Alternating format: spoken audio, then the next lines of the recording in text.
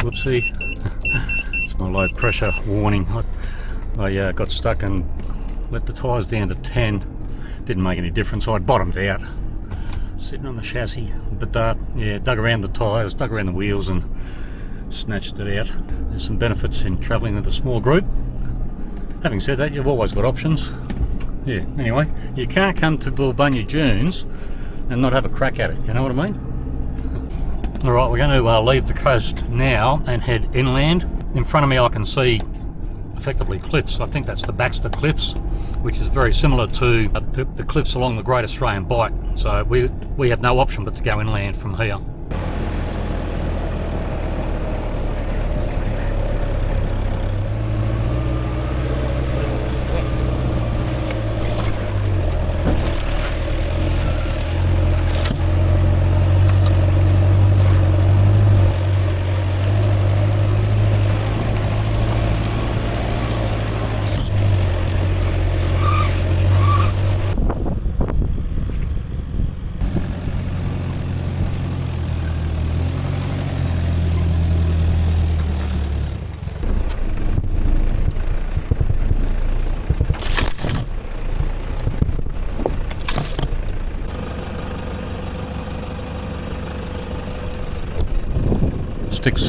Sticks like shit to a blanket. Yeah, Richard bellied out.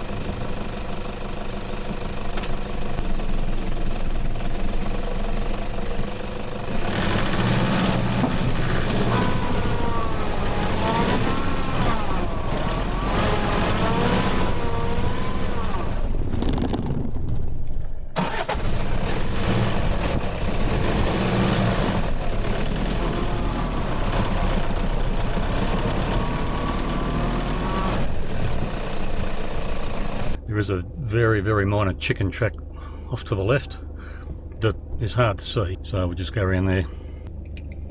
Yeah, keep coming, keep coming, keep coming, keep coming. That should do you.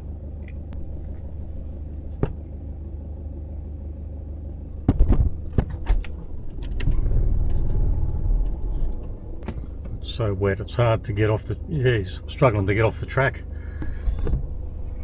Bloody hell. Yeah, the tread's all choked up with mud, so there's no traction. No traction to steer. Got it.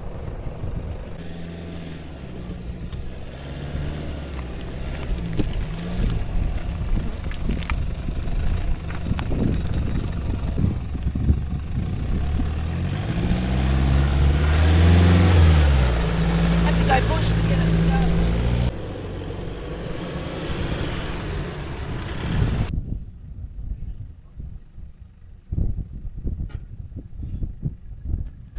Well, we've decided to pull up early. It's still 2.5 hours before sunset, but the nature of the terrain and the vegetation has sort of spooked me a little, and I think if we pass this spot, which is ideal, then it could be asking for trouble. So we'll cut our losses.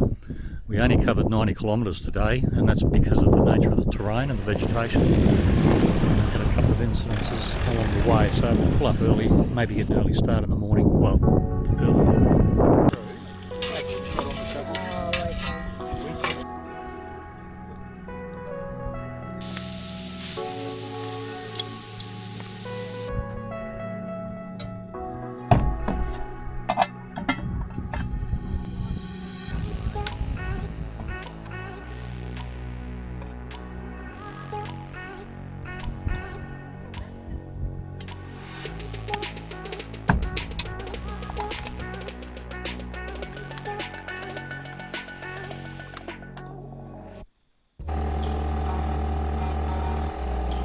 Alright guys, just finishing off their morning routine, packed up, just re-inflating the tyres, sticking a bit more air in them after yesterday's beach run. Today, I think it's just going to be a case of rinse and repeat, more of the same, certainly bony in some places, wet and slippery in others, so I don't know how far we'll get, probably no more than 100 kilometres. Right, we're about as close as we're likely to get to the Baxter Cliffs. There is a track leading towards the edge of them, so we'll get as close as we can and perhaps get a glimpse of the Baxter Cliffs from the top.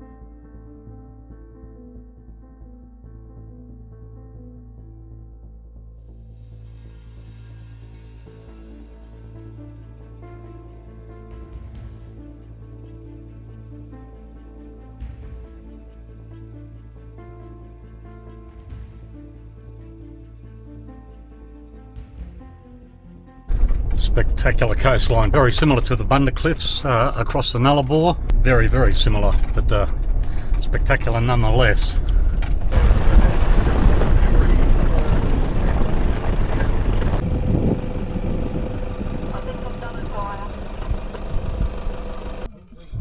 That's a big cut. Yeah, stick a tube in it. I've got tubes. Just tips from a... Yeah, and you could dig that out a bit if you had to. Yeah. There was when I... Do you want me to do? Right, do yourself a bloody thing. As I said to someone else, can you delete the... Yeah, that tie's a write-off. No way known you'd be able to plug that hole. Shame. A real tragedy, because that tyre doesn't look like it was all that old. Anyway, we've been able to swap it out within about 15 minutes, so we haven't lost a lot of time. I think she carries 2 spares, so she's still got one good one.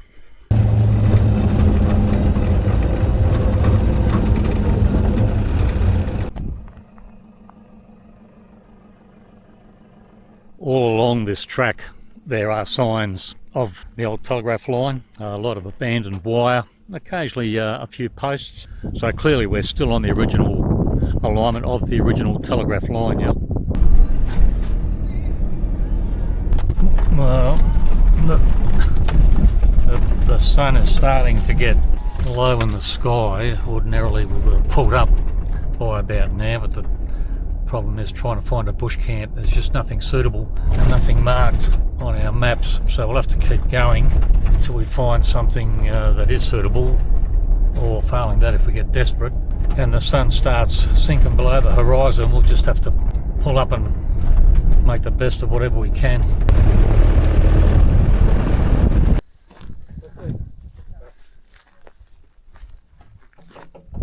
It's cosy, let's call it that. We don't have a lot of options.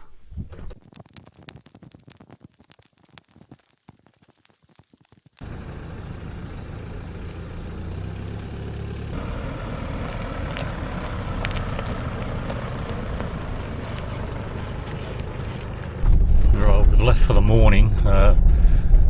Last night we were all in close proximity of each other. We didn't have too many options, but now we know who the snorers and the farters are, and who to avoid in the future. Now, that aside, in about 15 kilometres we should reach the John Baxter Memorial. Old mate Baxter was an explorer. I think he was with John Eyre. They're both sort of walking across the country. They had an Aboriginal aide with them, but old mate Baxter was speared and killed, and there's a memorial up here indicating that. And from there we're going to try and aim for a place called Twilight Cove this evening. It should be easily doable. Yesterday we covered less than 100 kilometres. From here to Twilight Cove is about 65, so that should be easily done, I think. I've come around a corner and seen this abandoned van. Now, having a closer look, I don't even think it's four-wheel drive, so I'm not quite sure what they expected, but that was clearly going to be its destiny regardless.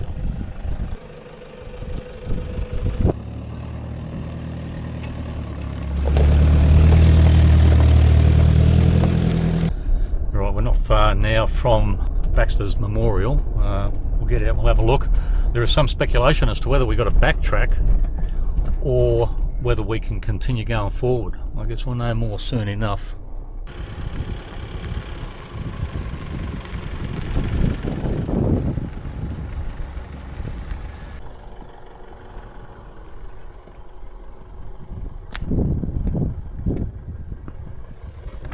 John Baxter, explorer, the companion of Edward John Eyre, was killed here by natives April 29th, 1841. Erected by the Western Australian Historical Society, 1930.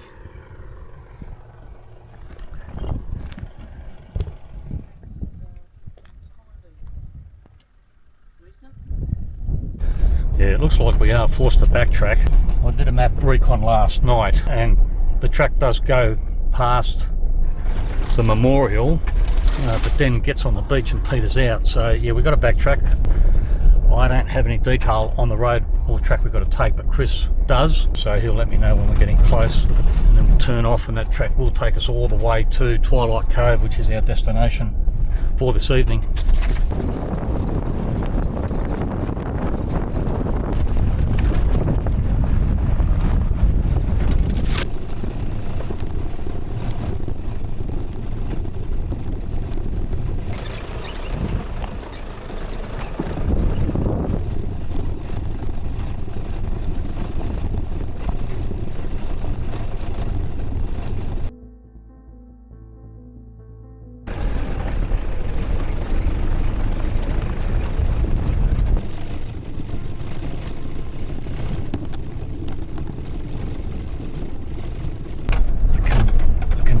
just constantly change.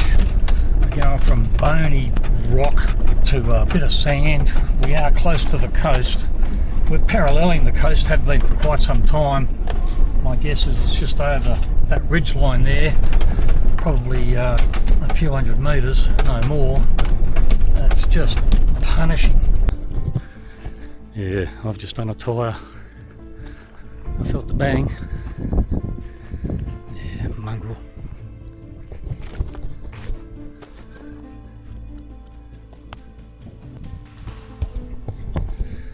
It's in the shadows, you can't see it. I've got 2 spares. Barb, I thought, was carrying a second spare. She's not. So she can't afford to do another tyre. She's in real trouble. Yeah, it's a hole that you can put your fist through. My tyres were not great anyway, but yeah, you never like to see a tyre wrecked like that. This was going to be the last. Steve, did you want to let some air out of the tyre? Looks hard. Yeah, it's got 35. No, I'll leave it for now. I knew there was enough mileage in them to do this trip, but they were due for replacement by the time I got home. I do have a second spare, so I'm not going to get overly concerned, but certainly that one can't be repaired. Well, first glimpse of the ocean. This has taken longer than I anticipated. We've only covered 81 kilometres. I'm not quite sure if we're going to make the cove this evening. There's tracks all over the shop, and my GPS is not reflecting what's on the ground. So I'm just going to wait for Richard to pull up, because he's got about the most current or up-to-date maps with him, I think. Well, we've accessed the beach. That was a bit scary. I'm actually shaking because I told the rest to stay back there and I'll go ahead and do a recon, and if I got stuck I'd be screwed. I'd end up bleached bones on the beach. But anyway, we're on the beach. A couple of the guys have been here before, and they reckon if you effectively head west where the cliffs join the beach is a good campsite, so we'll make our way there.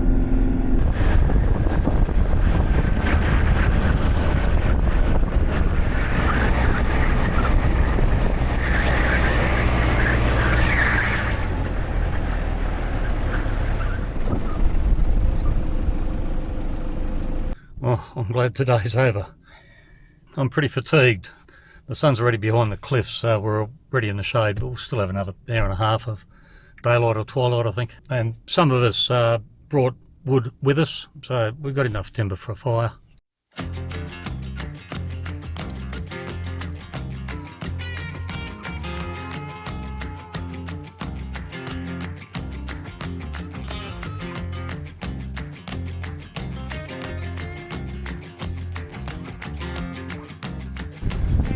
What an absolutely magical spot. I'm looking forward to the sunrise. I'm hoping, I'm not quite sure where east is, but I'm hoping that when it rises, it's going to light up those cliffs. The colours will be absolutely spectacular.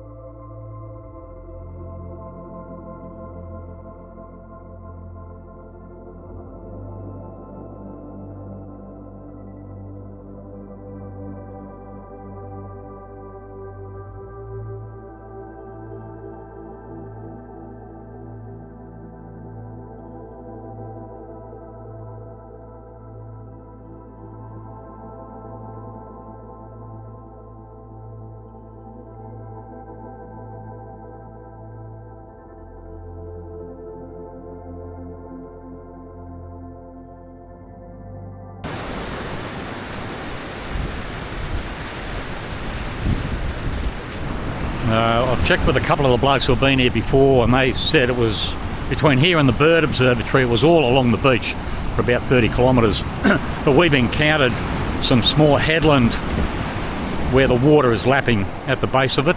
So, you know, we've already got wet feet back there. I'm not sure if the tide's coming in or going out, but I've just got out of the vehicle. I'm going to go walk forward just to see what I can see around the point. No sense driving up to it only to find out that, you know, you're snookered. So we'll see what we go and see. I don't think it's worth the risk. Further up,